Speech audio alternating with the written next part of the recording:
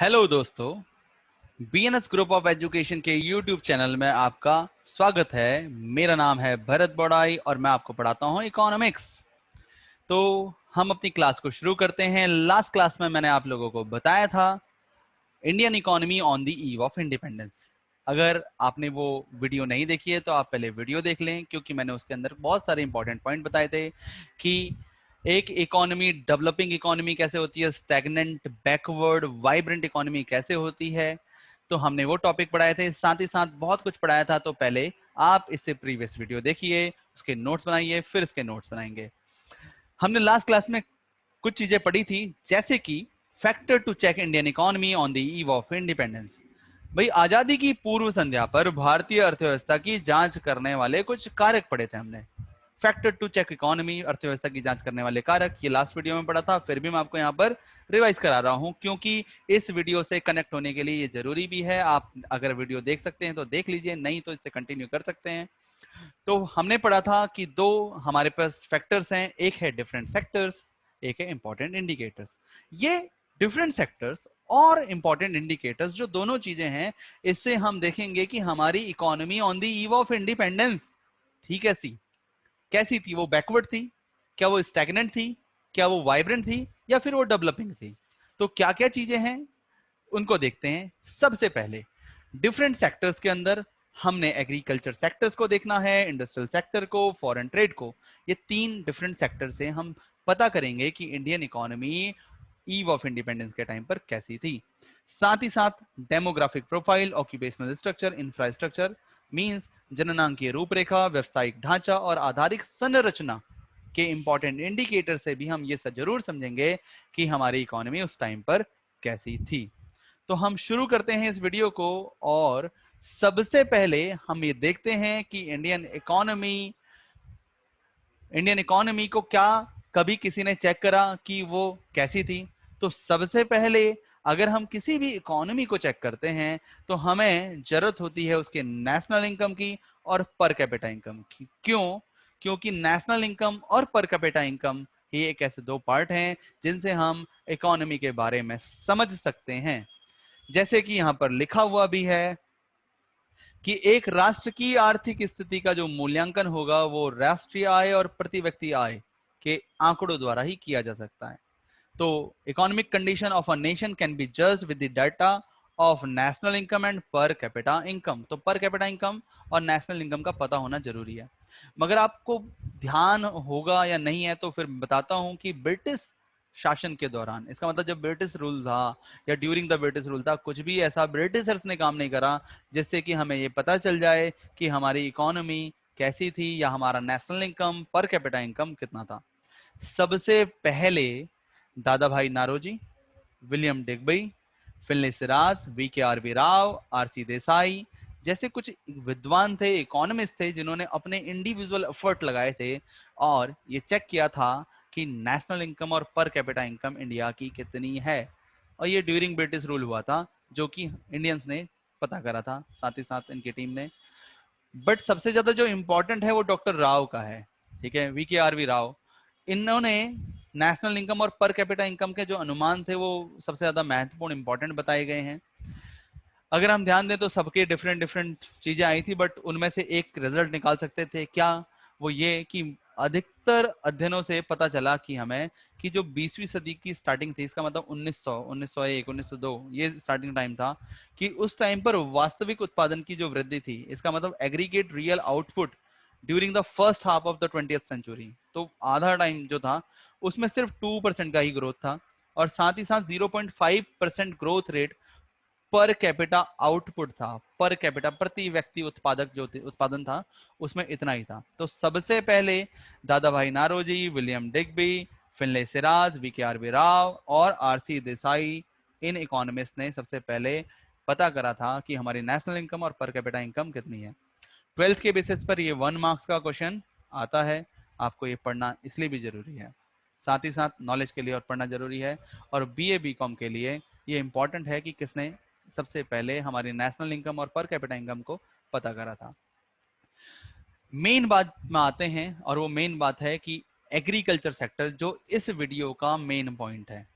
हमने अभी different sector और डिफरेंट इंडिकेटर्स के बारे में बात करी तो डिफरेंट सेक्टर का जो पहला पॉइंट था वो एग्रीकल्चर सेक्टर था, और जो हमारा केंद्र बिंदु रहेगा इस वीडियो लेक्चर का वो एग्रीकल्चर सेक्टर्स के पॉइंट्स को ही हम यहाँ पर डिस्क्राइब करने वाले हैं, एक्सप्लेन करने वाले हैं। तो agriculture sector on the eve of independence, कृषि क्षेत्र स्वतंत्रता प्राप्ति के समय कैसा था, सबसे पहले हम ये पता करते हैं।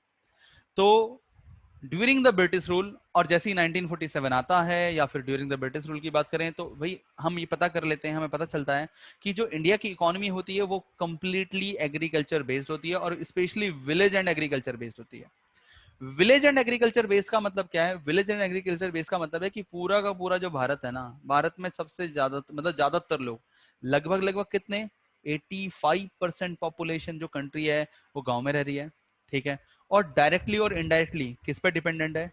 एग्रीकल्चर सेक्टर पे डिपेंडेंट है, ठीक है। और वहीं पर वो सिर्फ एग्रीकल्चर सेक्टर पर ही काम कर रहे हैं। तो और हमने लास्ट वीडियो में भी देखा था कि हमारी इकोनॉमी कैसी थी? एग्रेरियन इकोनॉमी थी, ठीक है। कृषि प्रधान अर्थव्यवस्था थी भारत की जो अर्थव्यवस्था थी। अब सोचो 85% population lived in the village और डिपेंड डायरेक्टली और इनडायरेक्टली ऑन एग्रीकल्चर सेक्टर। उसके बावजूद भी ना हम इतना प्रोडक्शन नहीं कर पाते थे कि अपने रॉ मटेरियल के, चाहे वो ग्रेन इंडस्ट्री किसी के पर्पस के लिए, हम आत्मनिर्भर हों, सेल्फ सफिशिएंट हों, इतना भी प्रोडक्शन हम नहीं कर पाते थे। तो ये हमारे एग्रीकल्चर के कुछ इंट्रोडक्शन पॉइंट हैं। अगर हम आगे डिस्कस करते हैं तो हमें इन्हीं पॉइंट्स को और ज्यादा एक्सप्लेन के साथ कुछ 8 पॉइंट्स पढ़ने हैं, और वो 8 पॉइंट हैं: लो प्रोडक्शन एंड प्रोडक्टिविटी, उत्पादन और उत्पादकता में कमी, उच्च कोटि की संवेदनशीलता, high degree of uncertainty, dominance of subsistence farming, निर्वाह कृषि का प्रभुत्व, क्या होता है सबसिस्टेंस फार्मिंग देखेंगे वीडियो में, land revenue system under the British Raj, land settlement system, very very important here, zamindari system, फिर फोर्स कमर्शलाइजेशन ऑफ एग्रीकल्चर, कृषि का बाध्यकारी व्यापारीकरण, small and fragmented land holdings, छोटी और खंडित जोतें, जोतें मतलब खेत, scarcity of investment, effect of partition of a country, देश के विभाजन में हमने क्या खोया और क्या पाया, ये भी हम एग्रीकल्चर के बेस पर पढ़ेंगे।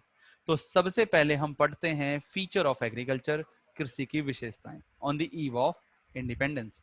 स्वतंत्रता प्राप्ति के समय कृषि की क्या क्या विशेषताएं थी। हालांकि आपको वो विशेषताएं ना लगकर नेगेटिव पॉइंट्स ज्यादा लगेंगे, बट फिर भी सबसे पहले ध्यान रहे, हम यहाँ पर ये वीडियो को देख रहे हैं तो हम नोट्स बनाना ना भूलें। आप वीडियो को पॉज करके वीडियो के स्क्रीनशॉट लेके नोट्स बना सकते हैं, और आपको नोट्स जरूर बनाने चाहिए। अगर आप नोट्स बना लेंगे तो नोट्स बनाने के बाद आपको एटलीस्ट ये हो जाएगा कि आप वीडियो को जब दोबारा देखेंगे तो आपको ज्यादा अच्छे से समझ आएगा।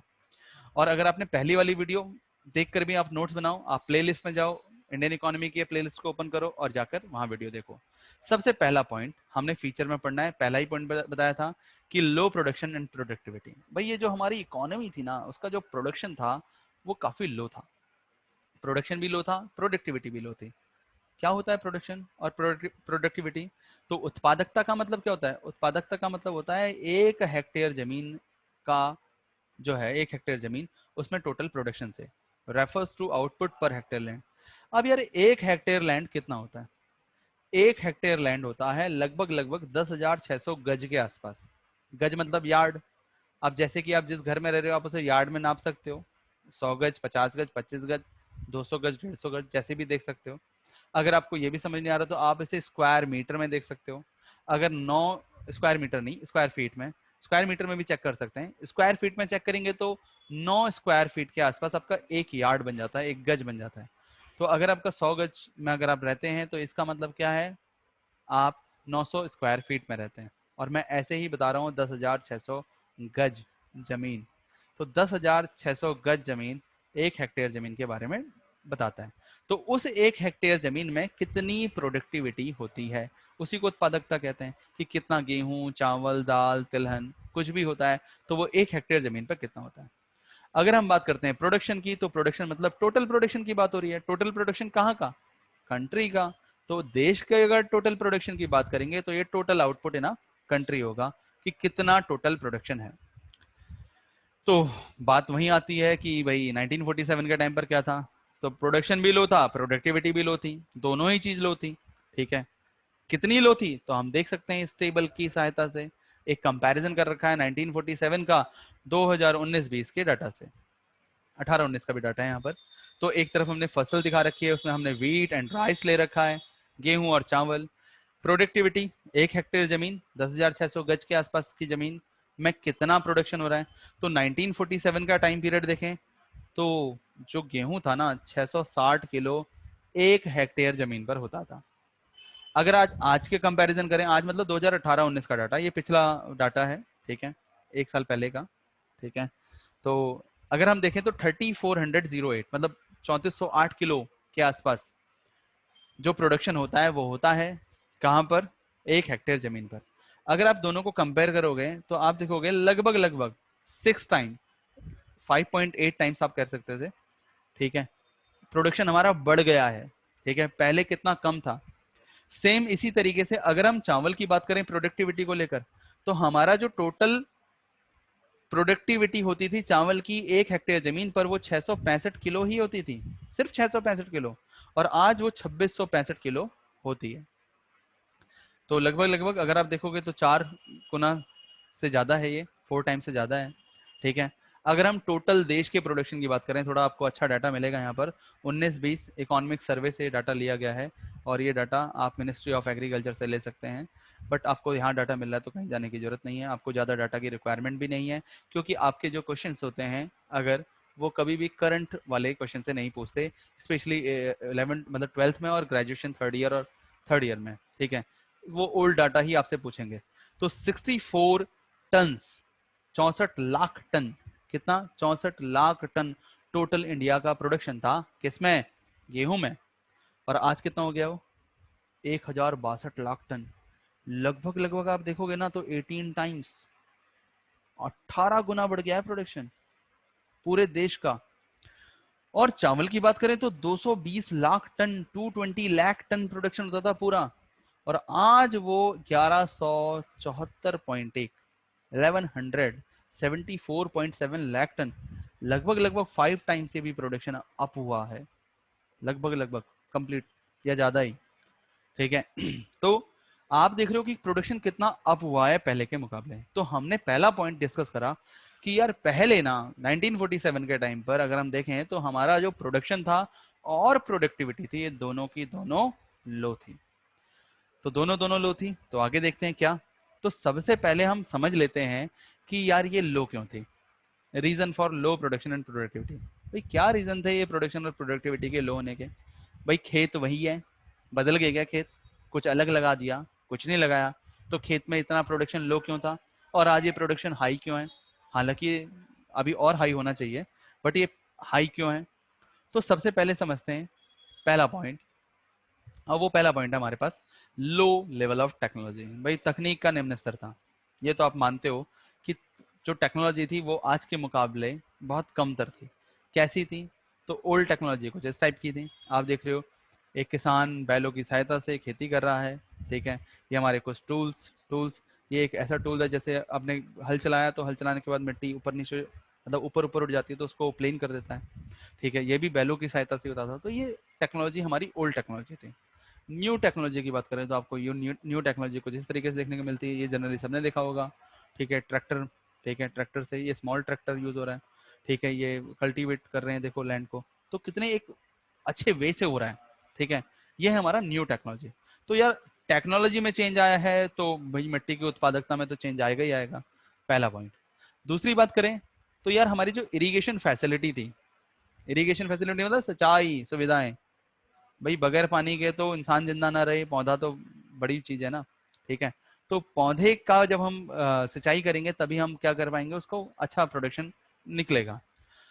तो प्रोडक्शन मतलब इरिगेशन से मतलब क्या है यहाँ पर, तो इरिगेशन से अगर हम बात करें तो इरिगेशन का मतलब क्या है, इंडिया में जो इरिगेशन पूरी फैसिलिटी है वो जनरली मेजर्स और माइनर जो हमारे कैनाल्स होते हैं या इंडियन रिवर्स होते हैं, जो हमारी आपके नहरें होती हैं या नदियां होती हैं, मुख्य रूप से तो उससे ही आधारित होता है। मगर साथ ही साथ जो हम बात करें तो ग्राउंड वाटर वेल्स, भाई आप कुएं खोद दो, कुएं खोद से भी खोदने से भी आता है, ठीक है। अगर हम देखें तो टैंक्स, ठीक है, रेन वाटर हार्वेस्टिंग, ठीक है, इस तरीके से भी हम इस्तेमाल करते हैं। आजकल तो हम ट्यूबवेल्स वगैरह का इस्तेमाल कर रहे हैं, तो आपको पता ही है कि इससे भी सिंचाई होती है हमारी।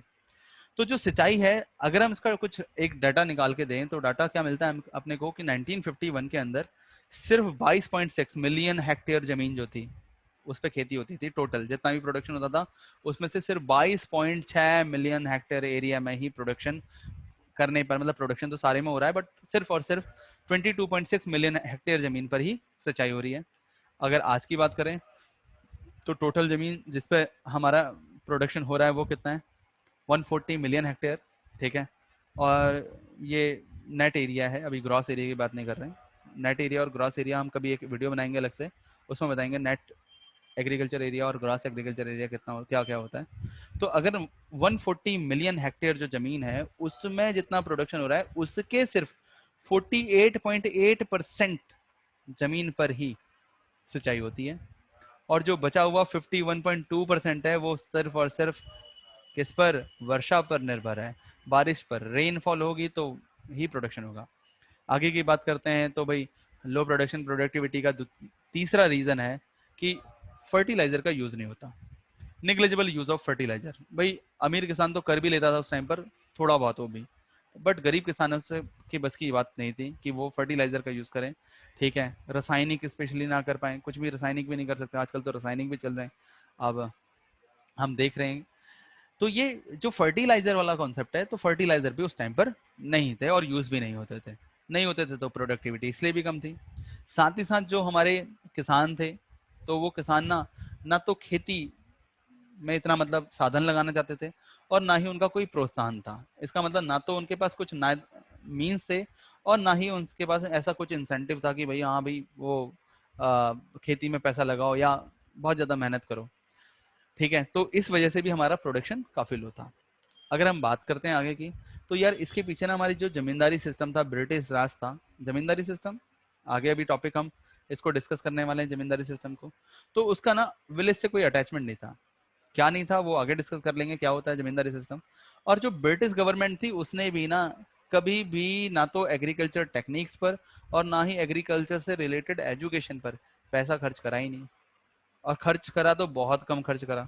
तो इसकी वजह से भी हमारा प्रोडक्शन और प्रोडक्टिविटी बहुत ज्यादा लो थी। तो हमें पहला पॉइंट तो समझ आ गया कि लो प्रोडक्शन एंड प्रोडक्टिविटी क्या होती है और क्यों थी। अब सेकंड पॉइंट की बात करते हैं। सेकंड पॉइंट पहले पॉइंट से ही निकल कर आता है, हाई डिग्री ऑफ अनसर्टेनिटी, उच्च कोटि की संवेदनशीलता थी खेती पर।